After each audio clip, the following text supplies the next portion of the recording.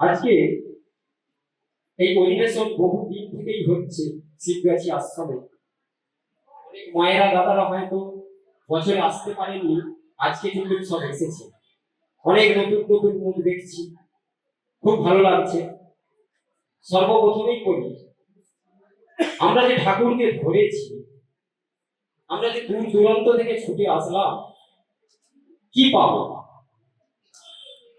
ঠাকুরকে ধরে আমরা কি পাবো? কিসের জন্য এত ছুটে আসা?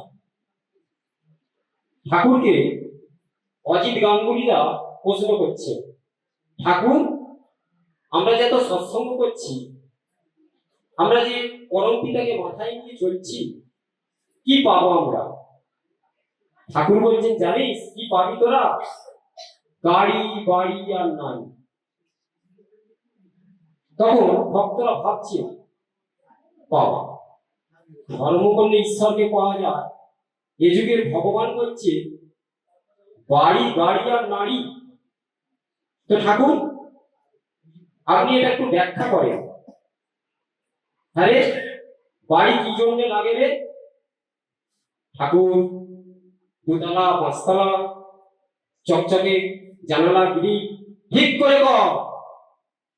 বাড়ি কি জন্য লাগে ঠিক করে কর। না ঠাকুর, বাড়ি তো করলে দেখতে ভালোই লাগে, ঠিক করে কর। বাড়ি ঝড় বৃষ্টি রোদ এ থেকে বাঁচার উপায়, একটা ধিতির প্রয়োজন। বাঁচার জন্য একটা বাড়ির প্রয়োজন। তাহলে বাড়ি হলো ধিতি।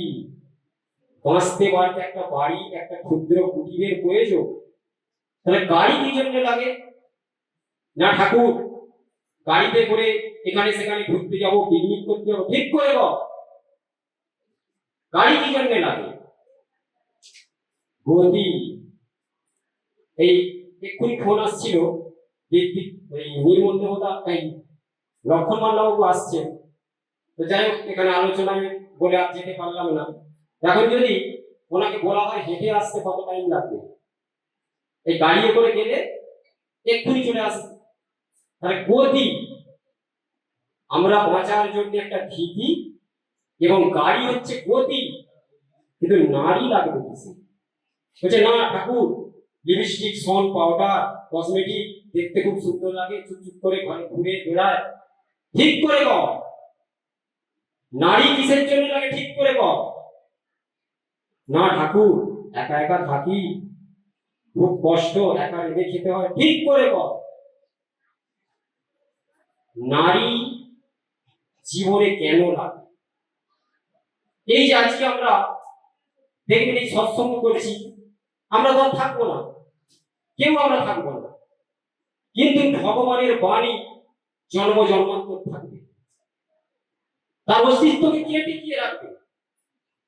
তার জন্য বংশধর সন্তান প্রয়োজন, শুভ সন্তান। এই যে মায়েরা কত আলোচনা করলেন, তো আমরা সন্তানের কথা বললি, মাছেরাও তো ডিম পায়, হাঁস মুরগিও কত গাদা গাদা বাচ্চা দেয়, তো মানুষও কি তাই? শুভ সন্তানের জননী হতে চাই আমরা। এই মায়েদেরকে করজোড়ে বলি, একটু ভাবুন, একটা শুভ সন্তান দেওয়ার চেষ্টা করব। আমরা খুব আপনাদের মুখের দিকে দেখে তাকিয়ে আছি যে আবার আসুক, আবার সেই বিবেকানন্দ আসুক, আবার সেই বিদ্যাসাগর আসুক, কিন্তু আমাদের করার কিছুই নেই। সব দেবেন আপনারা। এই আপনাদের উপর আমরা নির্ভর করে বসে আছি, একটা ভালো মা খুঁজে বেড়াচ্ছি। দেখবে ঠাকুর কত রকম ভাবে আমাদেরকে শিখিয়েছেন, তিনি লীলা করে দেখিয়েছেন। একজন ভক্ত ভোলানাথ দা, তিনি তার এক গুরু ভাই তার পিছনে লাঠি নিয়ে দৌড়াচ্ছে। এই লাঠি নিয়ে যখন দৌড়াচ্ছে, ঠাকুর বসে বসে দেখছে। তখন ঠাকুর দুঃখ করে বলছেন, ভোলানাথ দা, একবার এদিকে আসুন। আপনি তো সেই পাবনার ভোলানাথ দা, সেই যখন একটা ছোট্ট কুটিরে ছোট্ট একটা বাড়ির মধ্যে ছিলেন, সেই ভোলানাথ দা। তো আপনি আমার সঙ্গে এত সঙ্গ করে, এই আমি দয়াল পিতা যদি আমাকে ঠাকুর বলে মানো, তাহলে তুমি তোমার অনুজের পিছে লাঠি নিয়ে দৌড়াচ্ছ তাকে মারবে বলে? না ঠাকুর, ভুল হয়ে গেছে আমার ঠাকুর, আমি তোমার পিতা হতে পারিনি, আমি তোমার প্রকৃত পিতা হতে পারিনি, সেই কারণেই হয়তো আজকে তুমি আমাকে মেনে নিতে পারোনি। আমাকে ঠাসি একটা চড় মারো আর কানটা মুড়ে দিই। ঠাকুর বলেছেন, না ঠাকুর, আপনি তো কোনো অন্যায় করেননি, অন্যায় করেছি তো আমি, আমাকে আপনি মারুন না। ঠাকুরের কথা শুনবেন না? ভগবান বলে যদি মানেন, ভগবানের কথা শুনবেন না? না ঠাকুর, এটা হয় না, আমি আপনার গালে চড় মারতে পারবো না। হাওয়া উপরে কাঁদছে, আমি খাবো না, আজ থেকে আমি খাবো না। তখন কি করবে? যে জন কৃষ্ণ ভজে সে বড় চতুর। দেখুন ভক্ত কত চতুরালি হয়। তিনি কি করলেন? একটুখানি জল নিয়ে হাতটা ভালো করে ধুয়ে ঠাকুরের মাথায় মলিন কমল হাতটা বুলিয়ে কানের পাশ দিয়ে হাওয়া করে কাটতে থাকলেন। ঠাকুর, আমি অন্যায় করে ফেলেছি ঠাকুর, আমাকে তুমি ক্ষমা করো। এই হচ্ছে ভক্ত। আজকে কালী ষষ্ঠী মার কথা আমরা অনেকেই জানি। তিনিও ওই ঠাকুরের যখন সেবা দেওয়া হয়, তিনি ওখানটা একটু পরিষ্কার পরিষ্কার করে দিতে একজন ছাঁচিটাকে নিয়ে এসে ওখানে রেখে দিয়েছেন, কাদা হয়ে গেছে। তখন কালী ষষ্ঠী মাকে বলছে, মা তুমি একটুখানি ছাঁচিটা তো সরিয়ে রাখতে পারতে। কি বললেন? ওই যে পাড়ায় একজন মারা গেছে আগুনে পুড়ে, তোমারও সেই দশা হবে। কথাটি ঠাকুরের কানে গেছে। ঠাকুর বলছেন, আরে কালী ষষ্ঠী মা, তুই ওকে অভিসম্পদ করলি, আজকে দে এই বাওয়ানের সাবালকে তুই দে, ঘাড় ধাক্কা দে। ঠাকুর উঠে এসেছেন বিছানা থেকে একদম, বলছে, না ঠাকুর, এটা কি করে হয়? আপনি তো অন্যায় করেননি, তাহলে তুই যে অভিসম্পদ করলি, দে আমাকে দে। তখন হাউ হাউ করে তিনিও কাঁদছে। আজকে এই কথাগুলো বলছি কেন? তার কারণ ভক্ত কত রকমের হয়। ঠাকুরকে বিশ্বাস করে, ঠাকুরের প্রতি এত ভক্তি, কিন্তু স্বার্থে আঘাত লাগলে দেখবেন ময়না পাখি অনেকে বসে কত কথা বলছে, রাম রাম, হরি হরি, কৃষ্ণ কৃষ্ণ, দাদা দিদি, এখন তো পাখি বসে না। আর যা দেখবে বিড়ালটি ধরতে গেল তখনই টেঁটা করে। এই আমরা এসেছি বহু প্রান্তে, এসে ঠাকুর অনেক কিছু অনুভব অনুভূতি আসছে, কিন্তু স্বার্থে আঘাত লাগলে দেখবেন তখনই আমরা উগরে দিচ্ছি। এই যে সরস্বতী পুজো আসছে, ঠাকুর সরস্বতী পুজো করতেন এবং কাজলদা তিনিও ওই পুষ্পাঞ্জলি দিতেন। একদিন হঠাৎ ঠাকুর বলছেন, হ্যাঁ কাজলা, মায়ের মুখটা একটু যেন দাগ দাগ ঠিক মসৃণ হয়নি। বলছে, হ্যাঁ বাবা, আমিও তো দেখছি যেন একটু মুখেতে দাগ বলে মনে হচ্ছে। বলছে, জানিস, আমার মনে হয় যে মিস্ত্রি ঠাকুরটা বানিয়েছিল মাটিটা ভালো করে ডলা হয়নি, কাঁকড়টা ঠিক করে বাছা হয়নি। কিসের কাঁকড় ঠাকুর করতে চাইবে?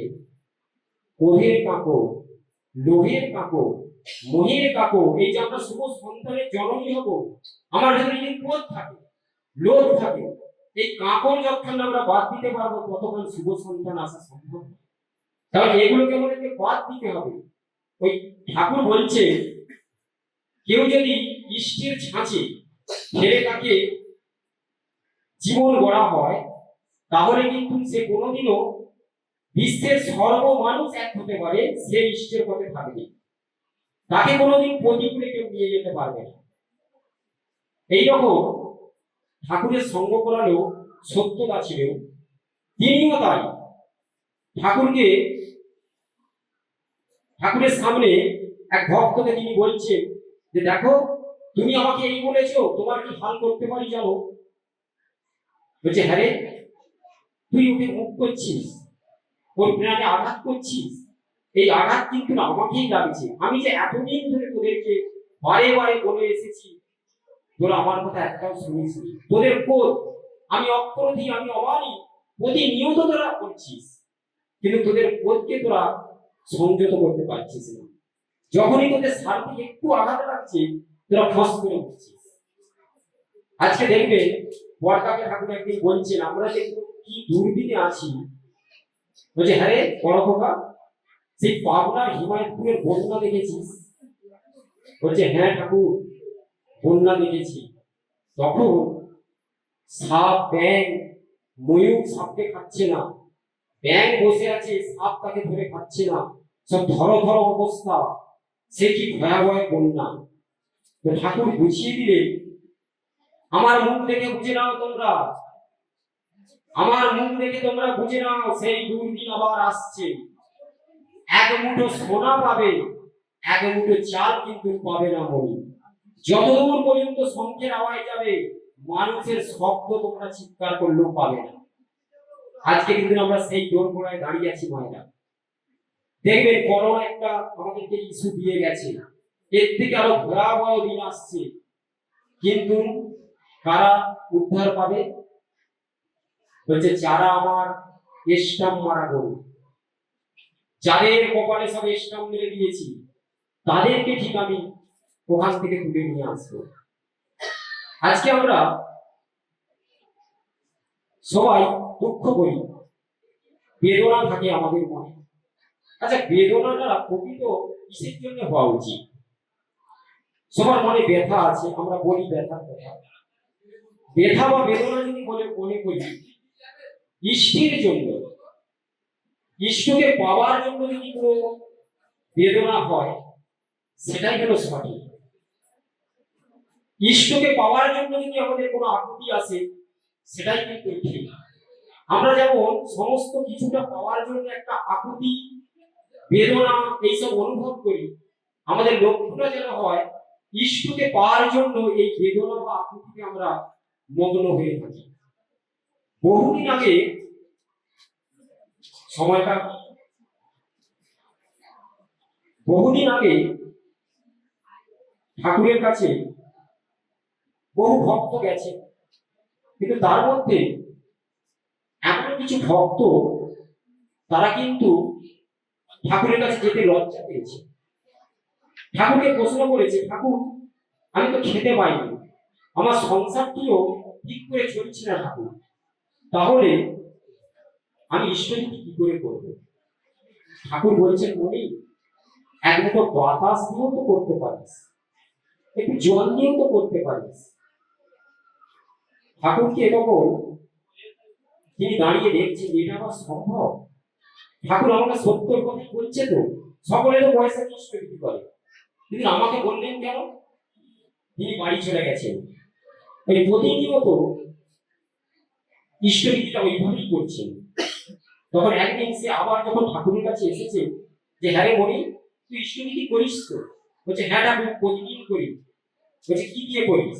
বলছে, জল দিয়ে ঈশ্বরীতি করি। বলছে, ঠিক আছে, আচ্ছা তোর আগে কেমন অবস্থা ছিল, এখন কেমন আছে বলতো? বলছে, ঠাকুর আপনি সব দিয়েছে। বলছে, সব তোকে দিয়েছি? হ্যাঁ ঠাকুর, সব দিয়েছে। আচ্ছা তুই কি আমাকে কিছু দিতে পেরেছিস বলি? তখন হাউ হাউ করে কাঁদছে, না ঠাকুর। তারপরে তিনি ভাবছেন, তাই তো, ঠাকুর তো আমাকে এত কিছু দিয়েছে, আমি ঠাকুরকে কি দিয়েছি? সেই দিন থেকেই তিনি ঈশ্বর নিবেদন করতে লাগলেন, এবং তার জীবনটা, যে ভাবনাটা ছিল তার মধ্যে, ভাবনাটা তার বুদ্ধি হয়ে গেল। সে বুঝতে পারলেন, অনুভব করলেন যে আজকে আমি যদি জল নিয়েও ঈশ্বরীতি করে এত কিছু পাই, তাহলে অর্ঘ দিয়ে নিবেদন করলে তো অনেক কিছু পেতে পারি। যাই হোক, আমার সময় বাধা হয়েছে, আর বেশি কিছু আলোচনা করব না, সময় আমার পারফেক্ট টাইম হয়ে গেছে। একটাই কথা বলি মায়েদেরকে, দাদাদেরকে, যারা দীক্ষা কোনো নেননি, তাদের জন্য ঠাকুরের আশীর্বাদ আছে। কোনো না কোনো দিন তারা আসবে, কেন এই পিরিয়ড সকলকেই শেষ করতে হবে। সত্যের শিহরি নেতায় রাম দাপরের কৃষ্ণ পরপর উনি এসেছেন, যুগে যুগে অবতার। কেউ কি থ্রিতে বলতে বলতে ফাইভে উঠেছেন? হাত তুলুন তো। ফোর, তারপর ফাইভ। যারা আজকের দিনে উনি এসেছিলেন শ্রী চৈতন্য মহাপ্রভু হয়ে, আজকে যারা সেখানে বন্দী হয়ে আছে, ওই ক্লাসটা তাদের এখনো পড়া হয়নি, ওখান থেকে আরো পাস করে উঠে আসতে পারেনি। ওনার আশীর্বাদ আছে, তারা এই ক্লাসে পড়বে, ওনার কাছে তাদেরকে আসতেই হবে। কিন্তু যারা দীক্ষা নিয়েও ওনাকে চিনতে পারলো না, তাদের জন্য উনি মুখ ফিরিয়ে থাকেন। এই কথাটা খুব ভাববেন। যারা আমরা দীক্ষা নিয়েছি, অন্তত ভাত ডাল তরি তরকারি সব যোগে মাগো, আজকের দিনে একটা চকলেট ক্যাডবেরির দামটা কত বলুন তো, হাত তুলে একটু। এখন আমরা ইষ্টভূতি করি পরবদারকে 1 টাকা দিয়ে। একটু ভাবুন, একটু অনুভব করুন, কিছু যায় আসে না। আজকের দিনে 2-5 টাকা ইষ্টভূতি কিছু হয় না। ঠাকুর একটা বাণী দিচ্ছে, ইষ্টে যদি না রইল ভাব, অভাব কি আর যায়, ডাইনে অভাব নানান ধাঁচে, রক্ত চুষে খায়। এই ইষ্টের সঙ্গে যদি না ভাব আমাদের হয়, অভাব জীবনে যাবে না। অভাবের পর অভাব অনটন আসতেই থাকবে, কিন্তু ইষ্টের ভাব থাকলে এই অভাব আপনা থেকেই চলে যাবে। সকলের শুভকামনা মঙ্গল কামনা করে দয়ালের চরণে আমার আলোচনা এখানে শেষ করছি। জয় গুরু বন্দে तूने कैसा रस रचायो, कैसा रस रचायो।